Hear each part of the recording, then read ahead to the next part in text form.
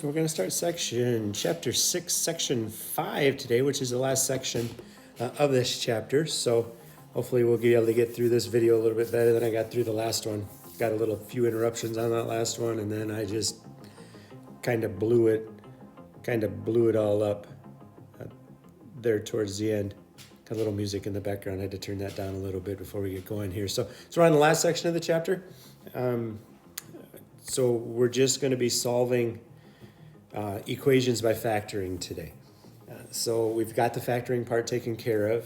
We did that in the first 4 sections of this chapter, really the first 3 yesterday, or section 6.4 was a little bit of a review piece of it. So today we're going to solve equations by factoring. Going to learn to use the zero property and maybe solve a few applied problems with the zero product property and what all that zero product property entails. So objective 1, we're going to take care of learning how to use what we call the zero product property. So what the zero product property says, the zero product property says that if two numbers have a product of 0, so two numbers have a product of 0, then at least one of those numbers must be 0. So that is, let's say we have a and b equal to 0. So a times b equals 0. Then either a has to be 0 or b has to be 0. Because remember, something times 0 is 0. Now, keep in mind that this a could be like x plus 2 inside of parentheses. It could be just x, it could be y, whatever. Same thing with the b. It could be things that are inside of parentheses. It could be a bunch of different things when we're looking at it. So kind of keep that in mind as we're going along here, that a lot of the times when we factor, we're going to use that zero product property to do things. And this really just allows us to solve things. But the key with this it's getting a little bit loud, sorry. The key with this is that it does have to equal 0. It can't equal 8, it can't equal 27, it has to equal 0. If it doesn't equal 0, the zero product property doesn't work. We may have to make it equal 0 by moving some things around, but that's okay. We can certainly do that. So let's take a look at here at example 1. Example 1 says 8x plus 3 in parentheses times in parentheses 2x plus 1 is equal to 0. So what the zero product property essentially says is it says that really this a plus 3, that's my a value. Roll up my sleeves because it's about to get intense. And this 2x plus 1 is kind of my b value. So the zero product property says that if a times b is equal to 0, one of two things has to happen. Either a has to equal 0 or b has to equal 0. One of those two things has to happen. Well, my a in this case is 8x plus 3. So I can use substitution to say, okay, if I can make 8x plus 3 equals 0, solve that for x and plug that back in, then that's going to make that 0. So we can solve this. So I subtract 3 from both sides. That gives me 8x equals negative 3. Divide by 8, divide by 8. So x is equal to negative 3/8. So if I substituted this negative 3/8 back into that piece right there, 8 times negative 3/8 is negative 3. So negative 3 plus 3 is 0. So that would make this side of it 0.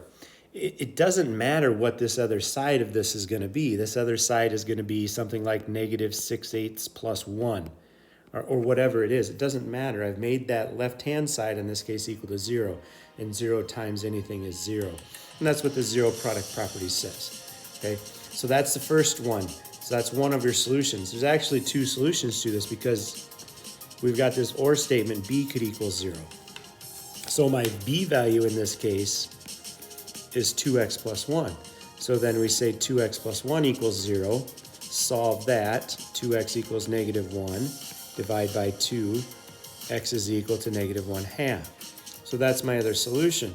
So now if I substitute negative 1/2 into there, 2 times negative 1/2 is negative 1. Negative 1 plus 1 is 0. That makes the right-hand side 0. The left-hand side's a number if x is equal to negative 1, but it doesn't matter because something times 0 is 0. So both of these then are going to be the solutions to this problem if you were asked to solve. So our solutions are negative 3/8 and negative 1/2. for this problem. And you can see how they did it, get the same thing. And again, you can always check, and that's kind of what I did. I just kind of, as I was leading it through you, you don't have to check, but you certainly could to see that those are true. So, I mean, that's when they're already factored for us. A lot of the times they're not going to be factored for us, so they're going to be in this quadratic form. And we've talked about this quadratic equation before. A quadratic equation is anything that can be written in ax squared plus bx plus c, where a, b, and c are real numbers. A doesn't equal 0 because if a equals 0, that x squared would go away. And we called this standard form. And I think we did that back in chapter 5 is where we called this kind of standard form. Now, this is when we're going to have to do some of this factoring stuff to kind of make things work and make things kind of look a little bit better. Okay, so let's look at a few examples of this. So real quick here, how do you do it? 4 or 5 steps. Step 1, write it in standard form. Remember when I said at the beginning of this that it always has to equal 0. It's got to equal 0. If it doesn't equal 0, this doesn't work. Okay, so that's got to be the first thing that you do when you're doing these, is you need to write it in standard form and set it equal to 0. Step 2 is to factor. Use one of those methods that we've talked about over the last few days of how to factor, whether it's a trinomial, a binomial, 4 terms, difference of squares, sum of squares, not sum of squares, sum of cubes, difference of cubes, or those different types of things. And then you're going to use the 0 property. Hey, just like we did in that upper example, you'll have it factored then. Then you could solve each piece of those, that a times b equals 0, this equals 0, this equals 0. Then you go ahead and solve those that you have in step 3. And then we're not going to worry about checking it. We're going to assume that we know what we're doing and that we did it right, and we're good to go from there. So now let's take a look at an example. So we've got solve 3x squared minus x equals 4. So step 1, set it equal to 0. We need to write it in standard form. So I'm going to subtract 4 from each side. So that leaves me with 3x squared minus x minus 4 is equal to 0. That's step 1. We have it written in standard form. We have to set it equal to 0. Step 2 is to factor, I think. We're going to say that's step 2. Right? So we're going to factor it. So in this case, we're going to use the x method. Our leading coefficient is 3. There's not a GCF to take out. It's 3 terms. So we've got a negative 12 on the top. And we've got a negative 1 on the bottom. There's nothing out in front of that x value, so we just assume that there's a 1 there. So I need 2 numbers that multiply together to be negative 12. So that tells me one of them is going to be negative and one of them is going to be positive. They have to have a difference of 1, so 4 and 3. Now remember, we multiplied by 3, so we have to divide by 3. So we got to divide both of these by 3 and simplify if we can. This simplifies to 1, the other one doesn't. So our factored form of this, remember the 3 goes out in front of our x minus 4, and then x plus 1. Now this is going to equal 0. So there's step 2. We have it factored. Step 3 now is to use the 0 product property and solve for step 4. So we're going to set the left-hand side equal to 0 and solve that. So 3x equals 4, x equals 4/3. And then take the right-hand side and solve that. So x plus 1 equals 0, x equals negative 1. Those then are our 2 solutions for the equation 3x squared minus x is equal to 4. So 4 steps. Standard form, factor it, use the 0 product property, solve. These are 4 steps that are going to be used with all of these today. Okay, and their explanation, perfect. And they check theirs. Nice of them to do that for us. Okay, let's look at the next one. So step 1, okay, so we've got 16m squared plus 24m plus 9 equals 0. So step 1 is to write it in standard form, and we've already got it in standard form, so that part of the world is done, which is good. We like it when that part of the world is done. So step 1's done. Step 2 is to factor it. Okay. GCF. There's not a GCF. Maybe you don't notice what's going on, so we're going to use the X method to do this. 9 times 16. I don't have a calculator, I'm using my phone. It's 9 times 16, 144. There's an easier way to do this one. 144 and 24.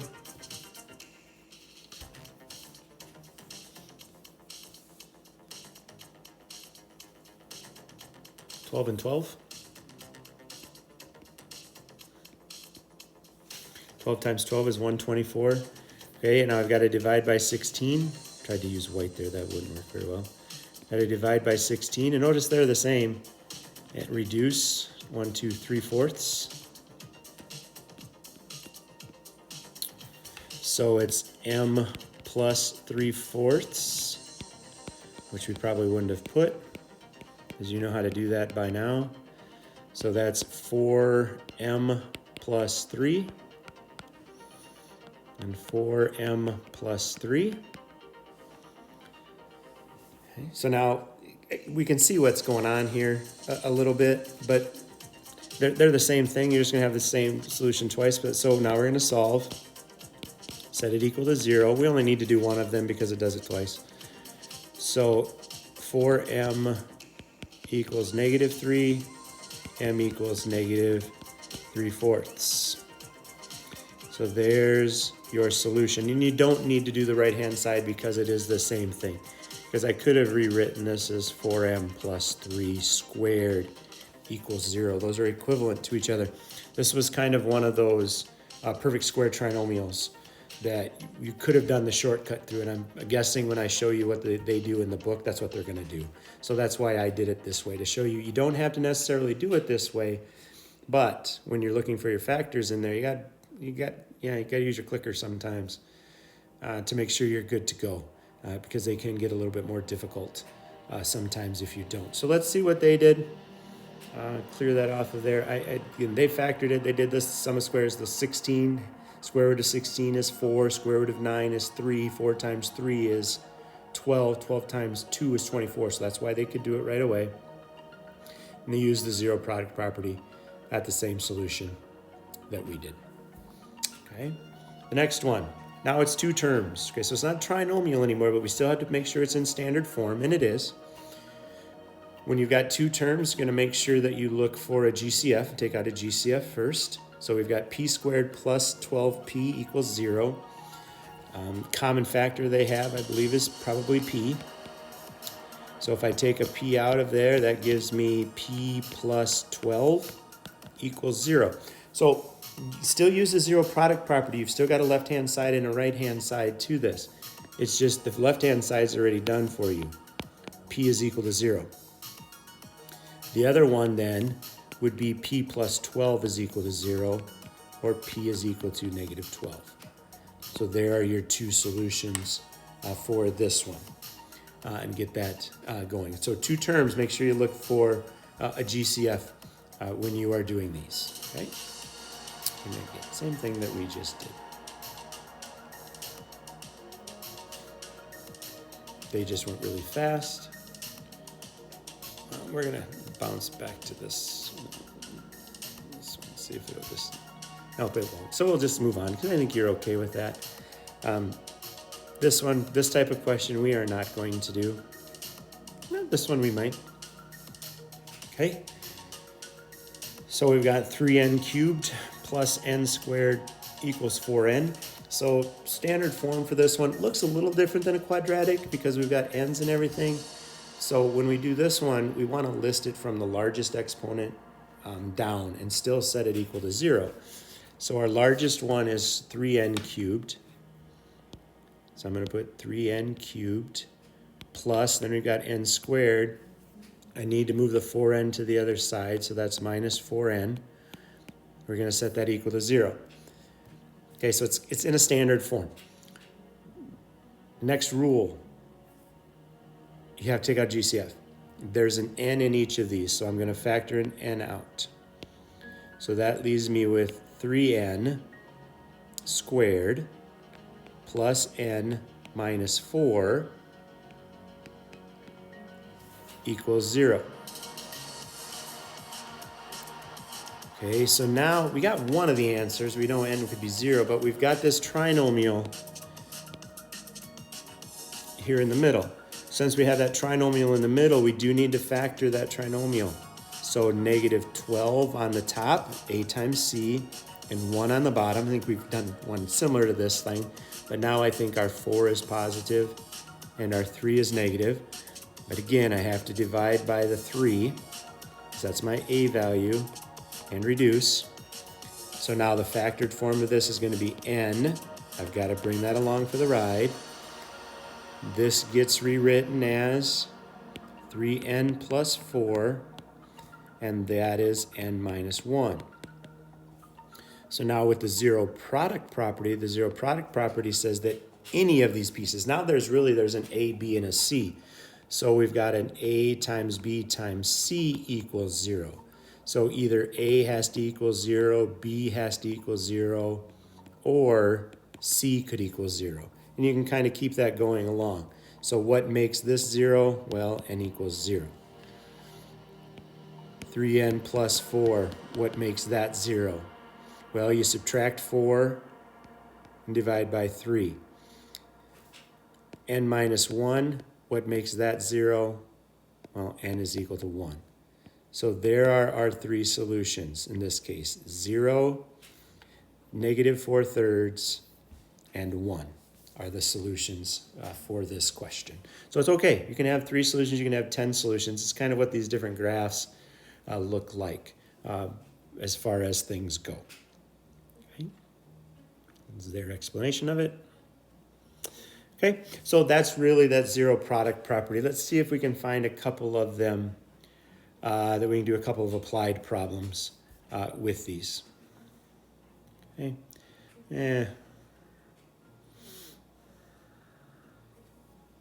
Yeah, we can probably do this one. Okay, it says the length of the room is 3 times the length of its width. The area of the room is 96 meters squared. Find the width. Okay, so we've got this rectangle, and we've got this rectangle that has a length and it has a width. So first we need to do is make sure we know the problem and know what it means. Okay, and we do that. Okay, step 2 is to assign a variable. Okay, so we're going to let x equal the width of the room.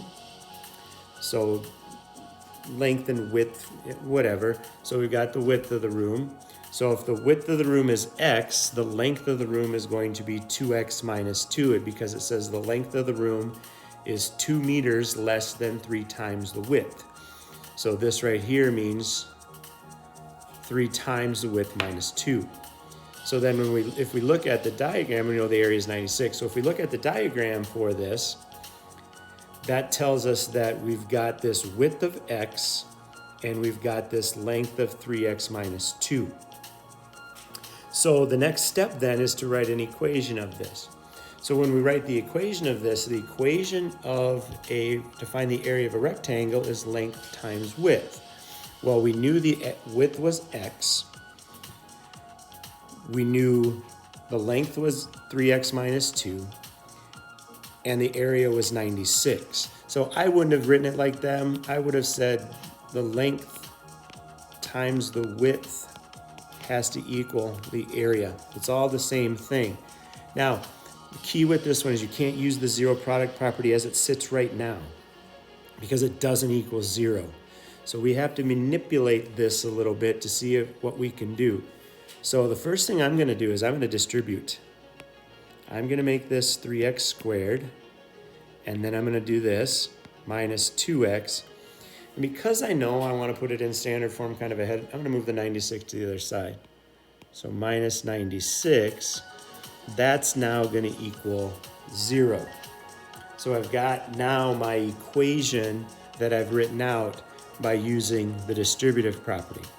Now we have to go ahead and factor this. And because it's 3 times 96, we're going to go and kind of see how they did it. They did it kind of the same way that we just did. They've got it the other direction, but again, it's the same thing. Now they're going to go ahead and factor it, and we'll just have them factor it for us. It would have been nice with that nice long thing. Now we use the zero product property. So 3x plus 16 has to equal 0, or x minus 6 has to equal 0. So negative 16 thirds or 6 are our solutions to that. And that's kind of that applied answer. Right? And then you state blah, blah, blah. Okay? This next one, and these are I kind of like these types of questions. It says, if a small rocket is launched vertically upwards from the ground with an initial velocity of 128 feet per second, then its height after t seconds is the function defined by h of t is equal to negative 16t squared plus 128t. Where does that 128t come from? It's how fast it's moving. So that's where that 128 comes from. It says, how long will it take the rocket to reach 256 feet? Okay, so we've got this rocket that's going up. We want to know when this rocket is going to hit. After how many seconds, t, is it going to take for this to reach 256 feet? So we kind of know what's going on now. The h of t is the height that we're trying to find. So I can rewrite this equation, and we'll have them do it. We want to know what the height is, h of t. If that's 256, we want to solve for t. Okay? So we're going to replace the h of t right here with 256. So now we've got an equation. 256 is equal to negative 16t plus 128t. It's not in standard form, so we're going to put it in standard form, which is probably what they do. Okay, so they've got that taken care of. Now there's a GCF in here. GCF in here is 16. That's why it says divided by 16. So you're going to take 16 out of each of these. And when you take that 16 out, and I don't like what they did here, so I'm going to fix this. There should be a 16 there. That 16 doesn't disappear. It has to stay there. So we've got that 16 that is sitting there. I don't like that they made it disappear because it doesn't really go away. So they've got that 16 sitting there. Now, because I don't like how they're doing it, we're going to do it ourselves. So we know that this has to be 16 and this has to be negative 8. So negative 4 and negative 4. So we've got 16 times x minus 4 times x minus 4 equals 0. X minus 4 and x minus 4 are the same thing, so we could have written this as 16 times x minus 4 squared equals 0. Either way, when does x minus 4 equal 0? Well, when x is equal to 4. So our solution to this, or t, I changed it to an x. It's just a variable. It means the same thing. So what does this mean then? It means that this rocket will reach a height of 256 feet after 4 seconds. Okay, and one of my favorite movies out there is Hidden Figures. It's a top 5. It's about NASA and how a bunch of ladies are kind of these computer things, and they're really the first ladies, the African-American ladies that are working with NASA, and they do all the computations for them, and it's really specifically about a group of African-American women. True story, but there's really 3 of them that are kind of the main characters, and this is one of the formulas that, as you watch the movie, that they work with as they're trying to get the rockets to go into outer space. My son, as he's dropping cups over there, so again, this is kind of one of the things they use, kind of that speed thing, and it deals with gravity and all of that. But Hidden Figures, a really good movie. Highly recommend that you watch it. Based on a true story as well. So it actually brings in IBM and all of my son's laughing at me because it was just on. I don't know if he watched it with me or not. I think he did. We just watched it the other night. Great movie.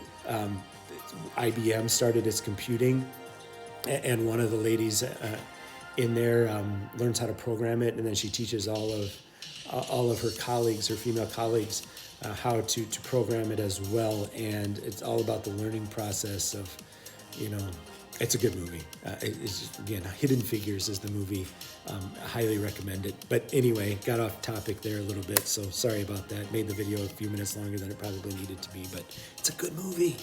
And by this time, you're probably not watching it anyway, so it doesn't really matter, the video. You probably shut me off a long time ago. Here's how they did it. And that's it. So that's really the last chapter, the last section of this chapter as well. So the whole chapter was really, with chapter 6, was all about really factoring quadratics and different ways of factoring polynomials, I guess, from binomials to trinomials. I'm going to sneeze here in a second. Excuse me. And then finishing up with being able to solve using the zero product property. So this was section 6.5. Quiz coming up here over chapter 6 in the next couple days, probably tomorrow. The next day that you're probably watching this, or you're supposed to be watching this, the quiz is going to be taken while you're in class. So yeah, that's it. Watch Hidden Figures if you get a chance. Great movie.